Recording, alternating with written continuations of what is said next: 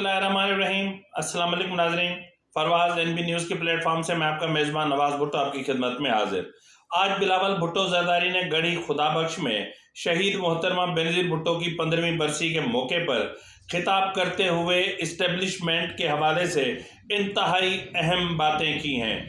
उन्होंने कहा है कि अगर इस्टेब्लिशमेंट ने जो हमसे वादा किया है गैर सियासी रहने का, अगर अपना इदारा अपने वादे पर कायम रहता है तो यकीनन पाकिस्तान को तरक्की से कोई नहीं रोक सकता और पाकिस्तान तरक्की की कई मंजिलें अबूर करेगा। उन्होंने कहा है कि इदारे को अपने वादे पर कायम रहना चाहिए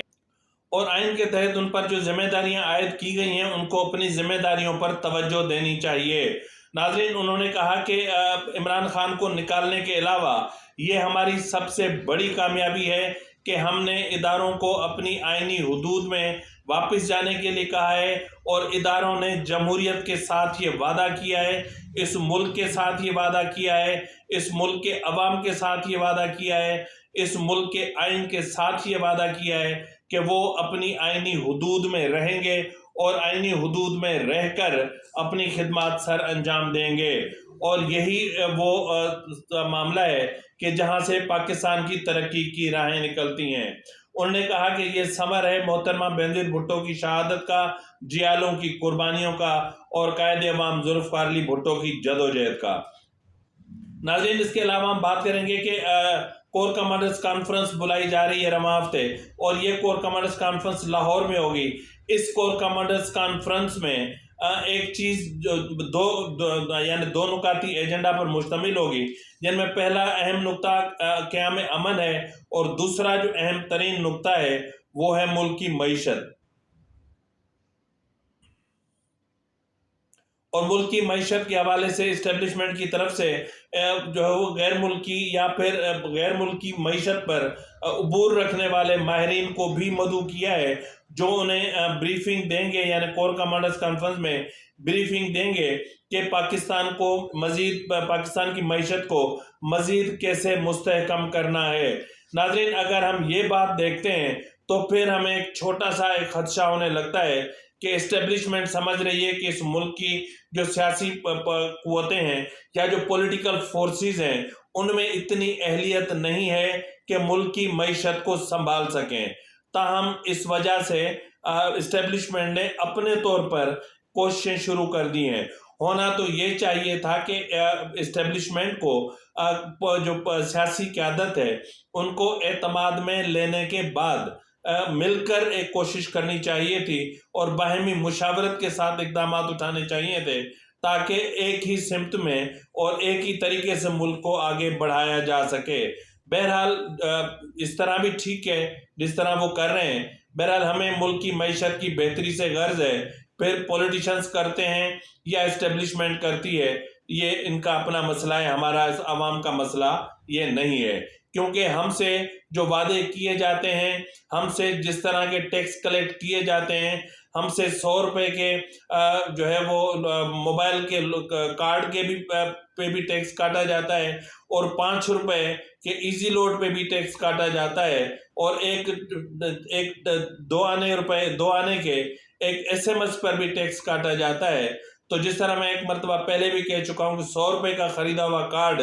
टैक्सेस अदा करते करते करते करते बमुश्किल 45 रुपए का बचता है। तो फिर अब हम ये हक तो रखते हैं कि सवाल पूछें और जवाब देने का फिर आप में भी हौसला होना चाहिए। बहरहाल नाज़रीन, इसके अलावा हम बात करें तो मिशन पंजाब आसिफ जरदारी ने मुकम्मल कर लिया और मिशन पंजाब की कामयाबी ने इमरान खान की बुनियादों को हिला के रख दिया है, जिस पर कल ये बगलें बजा रहे थे कि जरदारी का मिशन नाकाम हो गया और जरदारी लाहौर छोड़कर भाग गए। अब आज उनको अंदाजा हो रहा है कि जरदारी का मिशन मुकम्मल हुआ और जो पीटीआई है उसको एक बार फिर मुंह की खानी पड़ी और इस बार जो इंकशाफ हो रहा है वो पीटीआई और काफ लीग की अंदरूनी सफ़ों में हो रहा है। यानी इनिशियली कहा जा रहा है कि 11 जो एमपीएज हैं पंजाब असेंबली के वो गुम हैं, वो लापता हैं। और जबकि काफ लीग के 6 سے زائد اراکین ایسے ہیں جو مختلف وجوہات کی بنا پر یا تو ملک سے باہر ہیں یا تو پھر ایسے مقام پر ہیں جہاں وہ فی الحال اسمبلی کے اجلاس میں شرکت نہیں کر سکتے۔ اور اس کے علاوہ اگر ہم مجموعی طور پر دیکھیں تو یہ جو تعداد بنتی ہے یہ بنتی ہے more than 26، یعنی پنجاب یوں سمجھ لیں کہ زرداری نے پورا جنوبی پنجاب لپیٹ لیا اور پی ٹی آئی ہاتھ ملتی رہ گئی، اور عمران خان زمان پارک میں میٹنگیں کرتے رہ گئے اور میڈیا سے بات کرتے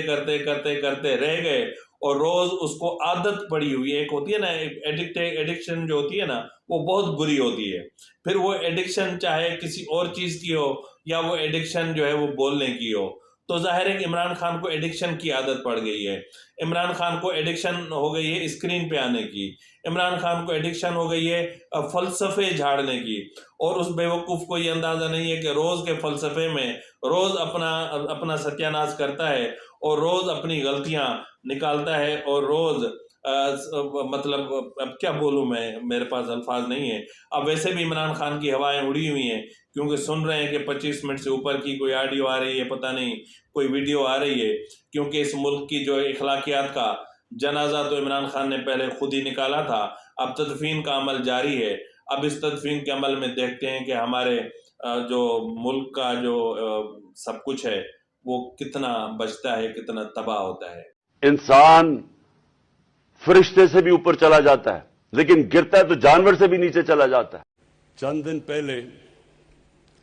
میں نے دیکھا کہ ان کا ایک سینئر عہدیدار صبح کے 3 بجے کسی خاتون کے گھر تنظیم سازی کرنے چلا گیا۔ 28 سال کی عمر سے کم 66% پاکستانی ہیں، بچے ہیں، نوجوان ہیں، ان کے لیے سوشل میڈیا پہ ایک گن چلانا، یعنی یہ اور تو چھوڑیں، یہ ہماری دین کے خلاف ہے۔ وہ ملک جو اسلام کے نام پہ بنا تھا، قرآن کی آیت ہے کہ اپنے دوسروں کے گناہوں پہ پردہ ڈالو تاکہ معاشرے میں گناہ نہ پھیلے، تو یہ تو وہ چیزیں کر رہے ہیں جو کہ ملک کو ہر طرح تباہ کر رہے ہیں۔ عمران خان صاحب، آپ کو آج یاد آ رہا ہے کہ کسی کے عیب چھپائے جائیں، لیکن آپ نے جس طرح یہ جو کچھ چل رہا ہے نا، اس کی بنیاد آپ نے ڈالی تھی، یہ آپ کا کھیل شروع کیا ہوا تھا، اس کو آپ نے پروان چڑھایا تھا، اس میں کوئی شک نہیں کہ آپ یوز ہوئے۔ آپ تو ویسے ہی ایک کھلونے سے بڑھ کر آپ تھے نہیں، کیونکہ اسٹیبلشمنٹ نے آپ کو ایک کھلونا بنایا تھا اور کھلونا بنا کے لے کر آئے تھے۔ یعنی اب میں کھل کے کہہ رہا ہوں، آج کل ایک ویڈیو عام چل رہی ہے کہ ایک بندر کے ہاتھ میں کلاشنکوف ہے اور وہ جو فوجی ہیں وہ بھاگتے پھر رہے ہیں اور بندر بڑا مست بن کے اور طاقتور بن کے اور دکھا رہا ہے۔ تو کہنے کی بات یہ ہے کہ عمران خان صاحب، یہ وہ چیزیں ہیں، یہ وہ معاملات ہیں جو آپ نے خود پیدا کیے تھے یا آپ نے خود ان کو جو ہے وہ کریٹ کیا تھا۔ اب ڈرنا کیا ہے؟ اب آپ دوسروں کو اب یہاں بھی اسلام کے اس میں آپ چھپنے کی کوشش کر رہے ہیں۔ تو بہرحال کہنے کی بات یہ ہے کہ ایک طرف عمران خان کے لیے آڈیو اور ویڈیو لیکس کا سلسلہ ہے کہ عمران خان کی جو سیاست کا جنازہ ہے وہ نکل رہا ہے، تیسری طرف اس پی ٹی آئی کے اپنے ہی جو اہم ترین رہنما ہیں وہ دوسری جماعتوں سے رابطوں میں ہیں کہ جی کسی بھی طریقے سے جو ہے وہ ہمیں اپنا لو اور ہماری یہاں سے جان چھڑا لو، اور کچھ پی ٹی آئی کے اندر وہ ہیں جو عمران خان کی نااہلی کے منتظر ہیں تاکہ وہ پارٹی کی قیادت سنبھال سکیں، اور باقی وہ ہیں جو مثال کے طور پہ جس طرح میں نے کہا تھا پہلے بھی ایک پروگرام کیا تھا کہ پرویز الہی نے دو طرح سے عمران خان کا کام اتارا ہے۔ ایک تو انہوں نے 500 ارب روپے کے ترقیاتی منصوبوں کے فنڈز جاری کر دیے ہیں، اب ان میں سے جو ہے وہ 120 ارب روپے کے یا 130 ارب روپے کے فنڈز جو ہیں وہ تو خود جو ہے وہ ان کے اپنے ڈسٹرکٹس کے ہیں، پرویز الہی کے اپنے ڈسٹرکٹس کے ہیں جہاں انہوں نے اپنی سیٹیں یعنی محفوظ کی ہیں، یا اپنا جو ان کا انتخابی حلقہ ہے اس کو انہوں نے محفوظ کیا ہے۔ اس کے علاوہ باقی پی ٹی آئی کے ایم پی ایس کو دیے ہیں۔ اب حشر یہ ہے کہ پی ٹی آئی کا ایک ایم پی اے اٹھتا ہے اور وہ جا کے وزیر کا حلف اٹھاتا ہے اور پارٹی کے چیئرمین کو پتہ ہی نہیں چلتا کہ جو ہے وہ میرے گھونسلے کے نیچے سے انڈے نکل گئے ہیں، اور وہ اس کو ٹی وی پہ پتہ چل رہا ہے کہ ان کا ایم پی اے جا کے وہ پرویز الہی کے ساتھ گورنر ہاؤس میں حلف لے رہا ہوتا ہے، اور باقی جو ایم پی ایز ہیں ان کو ترقیاتی اسکیمیں دے کر کے پرویز الہی نے اپنے ساتھ ملا لیا ہے، اب وہ عمران خان کی بات نہیں سنتے۔ اس کے علاوہ عمران خان نے چودھری شجاعت کو بھی تو ظاہر ہے اپنے شیشے میں اتار لیا ہے۔ اس کے علاوہ پرویز الہی نے جو بہت بڑا کام کیا ہے وہ یہ کیا ہے کہ انہوں نے عمران خان کو دو ٹوک الفاظ میں کہا ہے کہ اگر آپ چاہتے ہیں کہ ہم اسمبلی نہ توڑیں اور اگر آپ چاہتے ہیں کہ سب کچھ ایز اٹ از رہے اور ساری چیزیں جس طرح ہیں اسی طرح رہیں، کیونکہ عمران خان پہلے اچھل رہا تھا، عمران خان خود کو آئنسٹائن سمجھ رہا تھا، لیکن اس کو سمجھ میں اب آیا ہے کہ پرویز الہی اصل میں وہاں اس وقت آئنسٹائن پلس ہیں۔ تو جو آئنسٹائن پلس ہیں، اس آئنسٹائن پلس نے عمران خان کو اوقات دکھا دی ہے،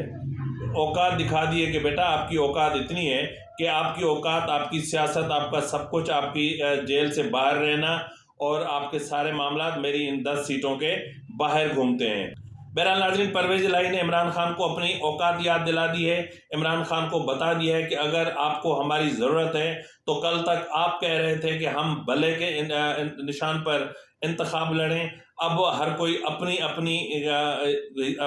انتخابی نشان پر انتخاب لڑے گا اور آپ کو ہمیں ایم این ایز کی 18 اور ایم پی ایز کی 30 نشستیں دینی ہوں گی اگر کاف لیگ سے اتحاد مینٹین رکھنا ہے تو، ادروائز ہمارا اتحاد ساتھ نہیں چل سکتا۔ اور ویسے بھی آپ کو پتہ ہے کہ مرشدوں کی آج کل مختلف اقسام پائی جا رہی ہیں، اور کہیں مرشد جو ہیں وہ ہیرے خرید رہے ہیں، تو کہیں مرشد جیولری خرید رہے ہیں، کہیں سونا خرید رہے ہیں، کہیں پلاٹ خرید رہے ہیں، مرشد کہیں جو ہے وہ